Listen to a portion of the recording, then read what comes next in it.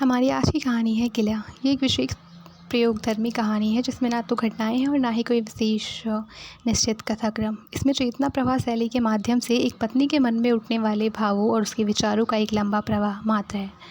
पत्नी जो है वो लगातार अपने पति की जो है इसमें गलतियाँ गिनवाती है। तो सबसे पहले जो पत्नी है वो कहती है कि बाहर मेरे पति को सभी लोग जो हैं सज्जन व्यक्ति मानते हैं, पर ऐसी सज्जनता किस काम की, क्योंकि जिसके ऊपर बीतती है वही जानता है। क्योंकि उसका मानना है कि उसका पति जो है बाहर लोगों के लिए बहुत ही अच्छा बर्ताव करता है, लेकिन खुद ही जो है अपनी फैमिली के साथ उसका बर्ताव जो है मतलब कि अपनी फैमिली के विषय में सोचता ही नहीं। वो केवल दूसरों का कल्याण करने की सोचता है, अपनी फैमिली की कल्याण के बारे में सोचता ही नहीं है।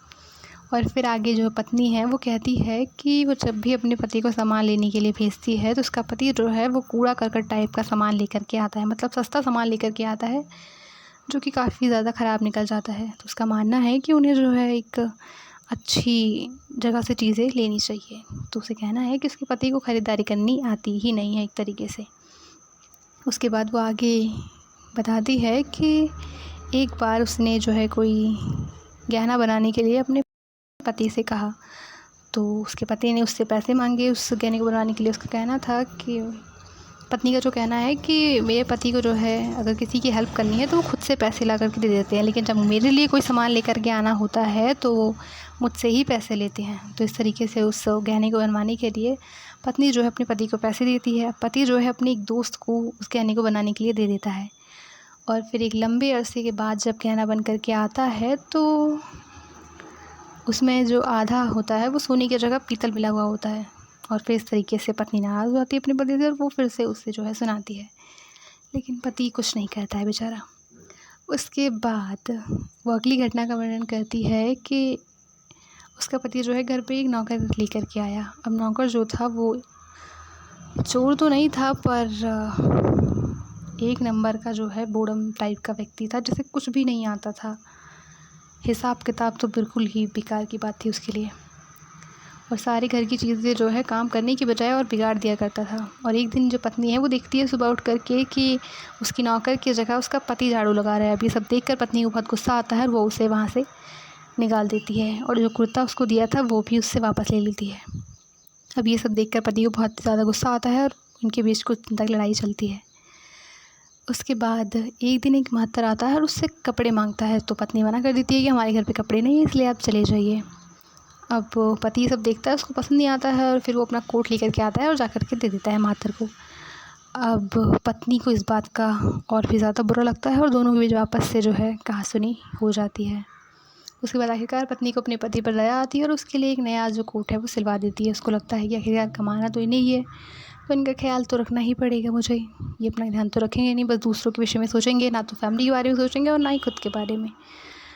तो इस प्रकार से ये जो मुद्दा होता है यहाँ पर निपटता है। उसके बाद पत्नी बताती है कि उसकी 2 बेटियाँ हैं और 2 बेटे हैं, और बेटे जो है वो इसलिए बताती है कि एक बार उसके बेटे जो है वो बाहर जाते हैं, कहीं किसी काम से बाहर जाते हैं, ऐसे खेलने के लिए बाहर जाते हैं, लेकिन काफ़ी ज़्यादा देर हो जाती है और वो लोग आते नहीं हैं। और इस पर पत्नी बिगड़ के अपने पति से कहती है कि आज उनकी जो है खैर ले लेना। मतलब उसके बाद जो पति है वो मतलब गुस्सा तो इतना ज़्यादा होता नहीं है, बट वो दिखावा ऐसा करता है जैसे बहुत ज़्यादा गुस्सा है। जब बच्चे आते हैं तो पत्नी को डर जाती है कहीं जो उसका पति है वो बच्चों को बहुत ज़्यादा दंड ना दे या फिर मारपीट ना हो जाए। तो फिर उसको बुरा लगता है कि उसने क्यों बताया ये सब कुछ, क्यों शिकायत की बच्चों की। लेकिन फिर जो उसका पति होता है उसके हाथ में तो छड़ी होती है, पर वो उस छड़ी को रख देता है और बच्चों के कंधे पर जो है एक दिखावटीपन गुस्सा दिखाता है और कहता है कि आज के बाद से ऐसा मत करना। अब पत्नी जो है देखती है और समझ जाती है कि ये केवल गरजने वाले बादल हैं, बरसने वाले नहीं, केवल 2-4 बूंदाबांदी के बाद शांत हो जाते हैं। तो फिर वो अपने पति से कहती है कि 2-4 थप्पड़ तो लगा ही देना चाहिए था। तो पति कहता है कि बच्चे मारपीट से बिगड़ जाते हैं, इसलिए डांट से ही बात बन जाए तो बेहतर है।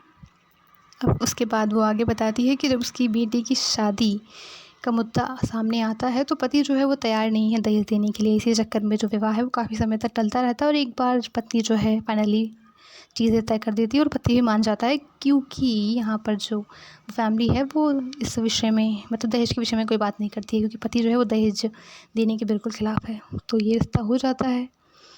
उसके बाद अब जब रिवाज है यहाँ पर ये होता है कि जब कन्यादान करने से पहले जो माता पिता हैं लड़की के, वो कुछ भी खाते नहीं, व्रत रखना पड़ता है उन्हें।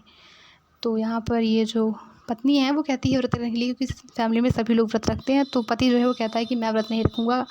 जब वर पक्ष के लोग जो है उनके माता पिता खाना खा सकते हैं, वो व्रत नहीं रखते, तो फिर हम क्यों व्रत रखें, हमें क्यों जो है कन्या पक्ष वालों को क्यों व्रत रखना चाहिए। तो वो मना कर देता है और वो जाकर खाना खा लेता है, और इस बात पर इनकी काफ़ी ज़्यादा बहस होती है। अब मुद्दा आता है कन्यादान का। तो पत्नी जो है कन्यादान की बात के लिए कहती है, तो पति मना कर देता है कि कन्या भी कोई दान करने की चीज़ है, मैं कन्यादान नहीं करूँगा। और इस पर कन्यादान जो है उसकी माता को अकेले करना पड़ता है, और इस तरीके से दोनों के बीच फिर से कहासुनी हो जाती है और एक लंबे समय तक फिर से बातचीत नहीं होती है। और इस प्रकार से पत्नी जो है वो कहती है कि वैसे तो हमारे बीच काफ़ी लड़ाइयाँ होती है, पर इन्हें छोड़कर मतलब मैं इनसे एक पल के लिए भी अलग नहीं रह सकती हूँ। चाहे इसके बदले में कोई मुझे बहुत सारा धन और चाहे कितना भी वैभव मिल जाए, लेकिन मैं इनसे अलग नहीं रह सकती हूँ।